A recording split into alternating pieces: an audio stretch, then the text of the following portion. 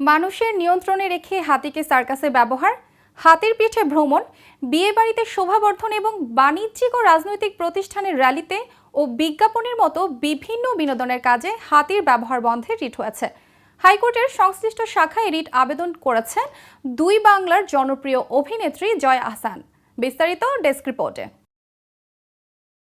এবার সার্কাস, ভ্রমণ, শোভাবর্ধন সহ বাণিজ্যিক ও রাজনৈতিক কাজে হাতির ব্যবহার বন্ধে আদালতে রিট করেছেন অভিনেত্রী জয়া আহসান। জয়ের সঙ্গে প্রাণী অধিকার নিয়ে কাজ করা একটি সংগঠনও রিট করেছেন। গেল রোববার হাইকোর্টের সংশ্লিষ্ট শাখায় তাদের পক্ষে আইনজীবী সাকিব মাহবুব এই আবেদন করেন। হাতিকে সার্কাসের কাজে ব্যবহারের জন্য বন বিভাগ যে লাইসেন্স দিয়ে থাকে সেই এখতিয়ার নিয়ে প্রশ্ন তুলে রিট আবেদনে বলা হয়, সার্কাস ও চাঁদাবাজিতে বাধ্য করতে মা হাতির কাছ থেকে শাবককে ছাড়িয়ে নিয়ে নির্মম অত্যাচারের মধ্য দিয়ে প্রশিক্ষিত করা হয়। হাতি চালক একটি ধাতব হুক হাতে নিয়ে বসে থাকে, যা দিয়ে সে হাতির শরীরের বিভিন্ন দুর্বল স্থানে আঘাত করে চাঁদাবাজি সহ মানুষের উপর চড়াও হতে বাধ্য করে।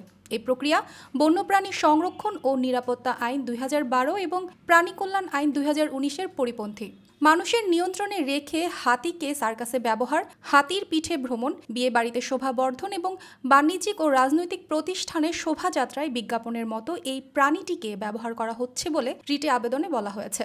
রিটে আরও বলা হয়েছে, নির্যাতনের মাধ্যমে হাতির প্রশিক্ষণ বন্ধ করা, বিনোদনের কাজে ব্যবহার না করা, চাঁদাবাজি বন্ধ সহ নানা দাবিতে প্রাণী অধিকার সংগঠনটি বেশ কয়েক বছর ধরে বিভিন্ন কর্মসূচি দিয়ে আসছে।